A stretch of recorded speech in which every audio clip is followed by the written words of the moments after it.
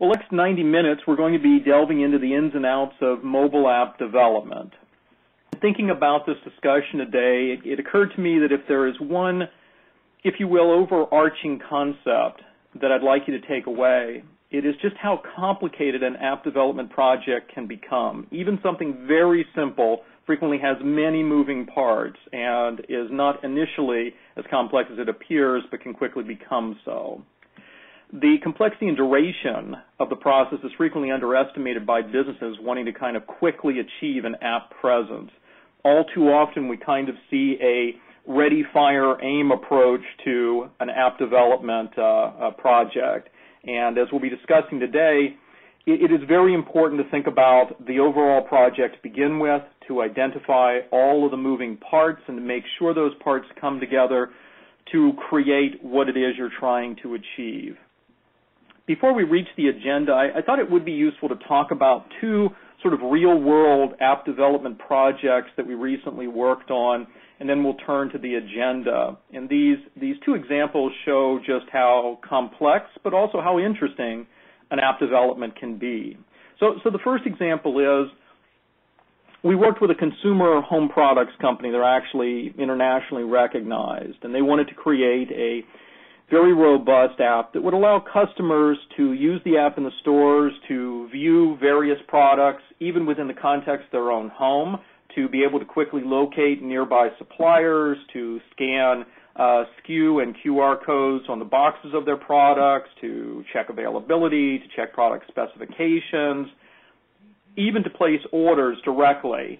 And so this project, thinking that at most it would probably be a month or two. The app development itself actually involved 3 different developers in 3 different countries, and that's actually not an unusual situation. In many instances, we'll look for experts in particular types of apps that they develop, and we'll find them in potentially other countries. And like I say, we generally have at least one offshore developer involved in most larger app development projects. So they had 3 baseline developers working on the project. The first problem they encountered was that none of those developers wanted to serve as sort of the general contractor for the project. So this consumer home product company, which is not a technology company, had to serve as the general, not a position it was excited about. So they had the 3 agreements with those 3 developers, and they had to be able to weave their various work product into the app. In addition to the components of the application furnished by those developers, there were also applications, pre-existing applications and libraries that they had to license from third parties to weave together to create their application. Again, this is a very common thing, to take established pieces of code and to integrate those into the new project to quickly get to a completed app. And so in this case, they licensed a virtual reality engine. They had a payment processing application that they had to license. They licensed some graphical user interface components. They had to enter into licensing agreements for APIs with social media providers. They had various open source software libraries for use on specific mobile operating systems. And then lastly, they had to license readers for SKU, UPC, and QR code readers. Once the app was completed, the business needed not only an end user license agreement for the end users who would be getting the application, they also needed to update their privacy policy to take into account the new uses of data that they would be, the new data that they would be collecting and using. They also needed to enter into developer agreements with each and every one of the various app stores through which they were going to make the app available. All told, there were nearly 24 contracts in this project. Front to back, it took over 6 months to get the right agreements in place, do the development, integrate the pieces, submit the app for approval to the various app stores, and finally have the app in the hands of the end users. Again, this is not an unusual example. Further example, which highlights a relatively common problem, is revenue sharing in applications. A particular company wanted to have in-app purchases, and as you may know, many times that means there must be an app sharing with the App Store through which the application is made available.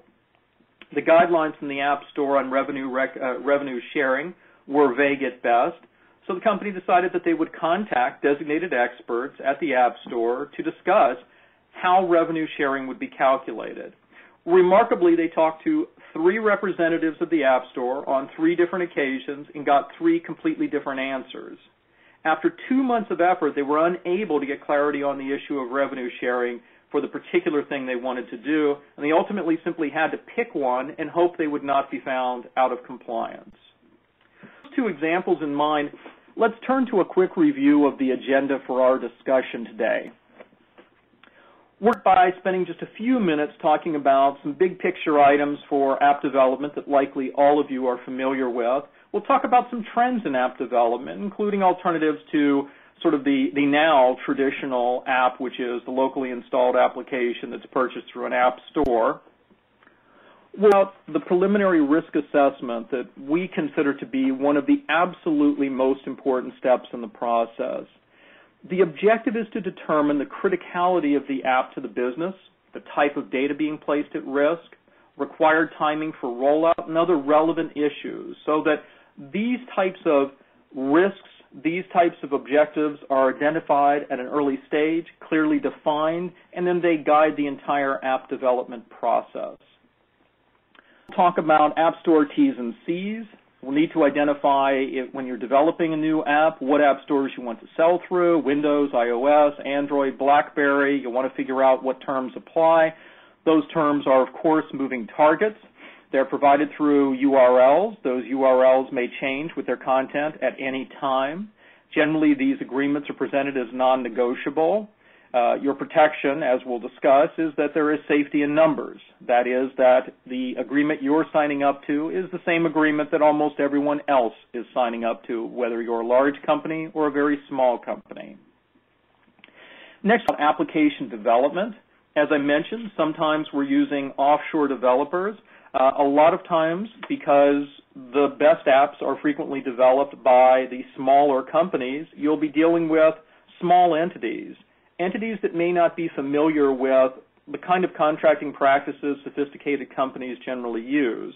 And so sometimes we find ourselves in the position of having to educate app developers about the concerns we have with the app development and how we might want to reflect those concerns in a contract.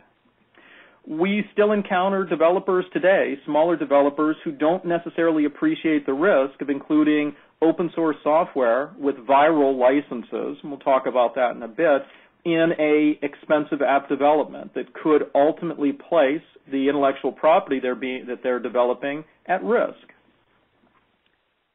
Talk about third-party proprietary software. This is software that is pre-existing that we would want to license to add to the application that we're developing.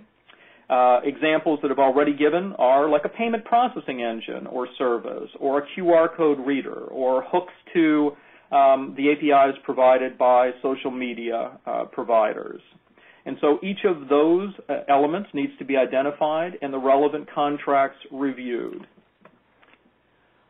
Let's see if we'll get a slide to move to the next, and for some reason it's not flipping down, but we'll continue. Next, there's open source software, and as I mentioned, the problem with open source software is that it's provided, first of all, under a potential license which has a viral aspect, meaning that if you distribute certain types of open source software with proprietary software, it may impact your ability to protect the intellectual property in the proprietary software that you've created. Put more clearly, you could spend $500,000 on an application to develop some very custom code, wrap that with a piece of software, open source software, governed by, say, the General Public License, which is a very popular open source license. In fact, it's the most popular open